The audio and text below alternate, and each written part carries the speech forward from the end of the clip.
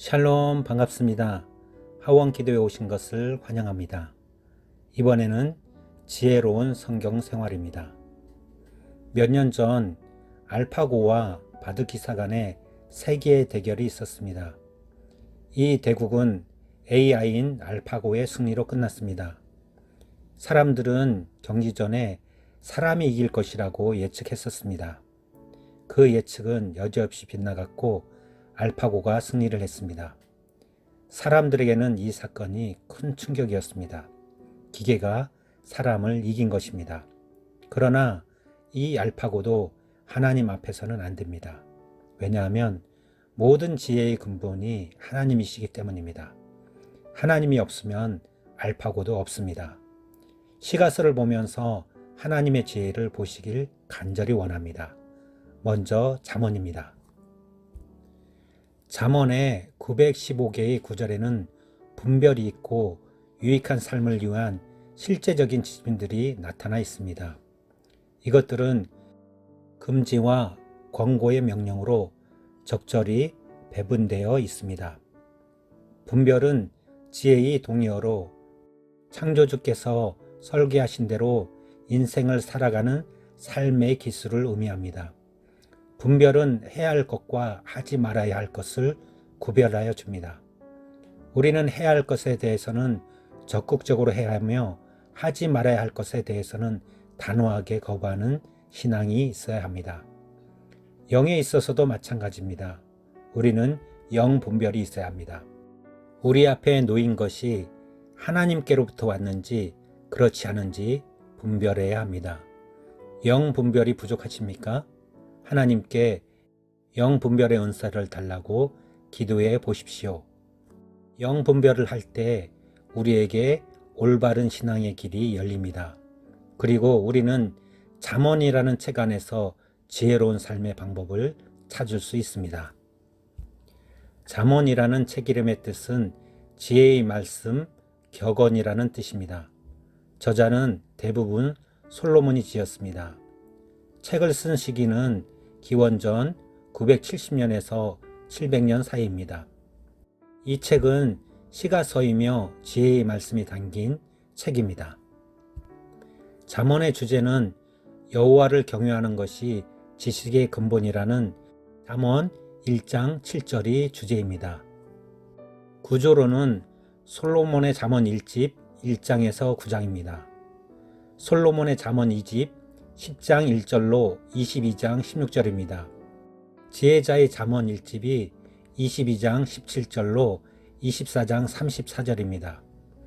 지혜자의 잠언 2집이 24장 23절로 34절입니다. 솔로몬의 잠언 3집 25장에서 29장입니다. 아굴의 잠언 33장입니다. 스무엘 왕의 잠언 31장 1절로 9절입니다. 현숙한 여인의 노래 31장 10절로 31절입니다.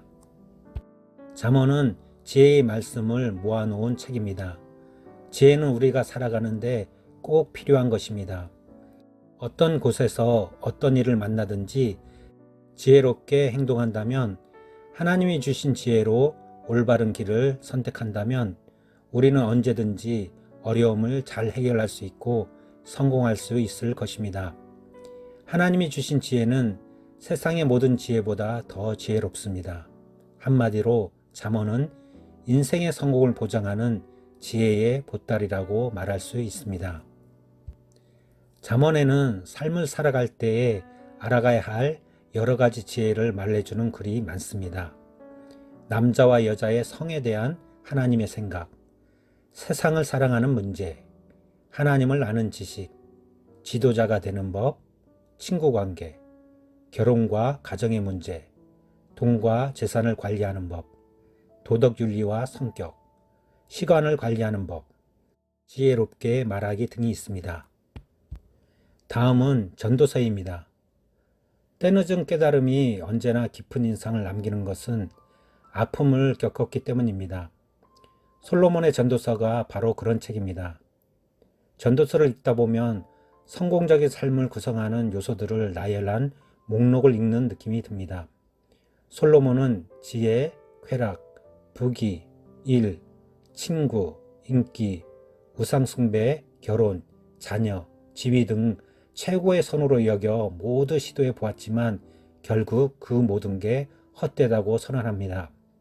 이것들 때문에 어떤 것이 그 자체로 잘못되었다는 것이 아닙니다. 그것들이 하나같이 인생의 목적으로서 만족을 주지 못했기 때문입니다. 노력을 할수록 오히려 만족이 줄어들었기 때문입니다. 솔로몬은 이렇게 결론을 냅니다.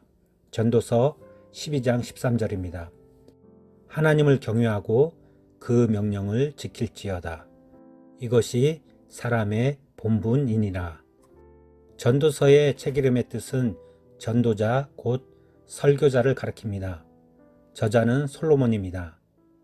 책을 쓴 시기는 기원전 930년 전입니다. 이 책은 시가 써이며 시 형식으로 쓴 지혜 문학입니다. 전도서의 주제는 인간 최고의 삶은 하나님을 경외하는 것입니다. 구조는 서론이 1장 1절로 11절입니다. 헛됨의 신뢰들 1장 12절로 2장 26절입니다. 인생을 위한 하나님의 계획 3장 1절로 22절입니다. 인간 생활의 무상 4장 1절로 5장 20절입니다. 헛된 재물 6장 1절로 12절입니다. 인생 권면 7장 1절로 12장 8절입니다. 결론으로 12장 9절로 14절입니다. 솔로몬 왕은 지혜의 왕으로 유명합니다.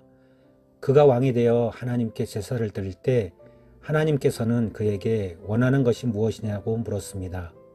솔로몬은 백성을 잘 다스릴 수 있도록 지혜를 달라고 했습니다. 그러자 하나님은 솔로몬에게 지혜뿐만 아니라 부와 권력까지 주셨습니다. 솔로몬은 성공한 사람으로서 지혜와 부와 권력을 누리며 살아갔지만 결국에는 궁전에서 우상을 섬기는 죄를 짓고 말았습니다. 그는 세상에서 누릴 수 있는 모든 것을 누리고 살았지만 그의 삶과 마음 속에 하나님을 믿는 믿음이 없었다면 결국은 자기가 가지고 있는 모든 것이 그에게 손톱만큼도 도움이 되지 못한다는 것을 알았습니다. 솔로몬은 하나님은 영원하시지만 이 세상은 헛되고 헛되다라는 것을 깨달았습니다. 그래서 그 생각을 전도서에 기록하고 있습니다. 솔로몬은 전도서에 세상의 모든 일에는 정해진 때가 있는 법이다 라고 가르치고 있습니다. 전도서 3장 1절로 8절입니다. 범사에 기한이 있고 천하만사가 다 때가 있나니 날 때가 있고 죽을 때가 있으며 심을 때가 있고 심은 것을 뽑을 때가 있으며 죽을 때가 있고 치료할 때가 있으며 헐 때가 있고 세울 때가 있으며 울 때가 있고 웃을 때가 있으며 슬퍼할 때가 있고 춤출 때가 있으며 돌을 던져 버릴 때가 있고 돌을 거둘 때가 있으며 안을 때가 있고 앉는 일을 멀리 할 때가 있으며 찾을 때가 있고 잃을 때가 있으며 지킬 때가 있고 버릴 때가 있으며 찢을 때가 있고 꿰말 때가 있으며 잠잠할 때가 있고 말할 때가 있으며 사랑할 때가 있고 미워할 때가 있으며 전쟁할 때가 있고 평화할 때가 있느니라. 모든 사람에게는 적절한 때가 있습니다. 그때를 잘 선용하시기 바랍니다. 다음은 아가서입니다. 아가서는 노래 중에 노래라는 의미입니다. 또 아름다운 노래라는 의미도 있습니다. 솔로몬과 술람미 여인과의 결혼에 관한 내용입니다. 아가서는 성과 관련된 내용이 많아서 유대인들에게는 일정 나이 전에는 금서로 되어 있습니다. 그러나 이는 잘못된 상식입니다. 아가서는 결혼의 과정을 통해 예수님과 우리의 관계를 설명해주는 아주 유익한 책입니다. 책 이름의 뜻은 노래 중에 노래, 아름다운 노래라는 뜻입니다. 저자는 솔로몬입니다. 책을 쓴 시기는 기원전 970년에서 950년 사이입니다. 이 책은 시가 써이며 두 사람이 주고받은 사랑의 이야기입니다. 등장인물로는 솔로몬, 술람미 여인, 예루살렘 여인들 등이 있습니다. 이 책의 주제는 성도를 향한 그리스도의 사랑입니다. 이 책의 구조는 결혼 전 연애 생활 1장 1절로 3장 5절까지입니다. 결혼 생활 3장 6절로 8장 14절입니다. 두 번째 부분을 더 나누면 3장 6절로 5장 1절까지 결혼의 기쁨입니다. 5장 2절로 8장 14절까지 사랑의 갈등과 성숙입니다. 아가서는 솔로몬과 술람미 여인의 사랑 이야기입니다. 두 사람은 사랑의 말을 속삭이며 사랑을 나눕니다. 그런데 그 표현이 어린이들이 읽기에는 조금 그렇습니다. 그래서 유대인들이 15세가 되기 전에는 아가서를 읽지 못하도록 했습니다.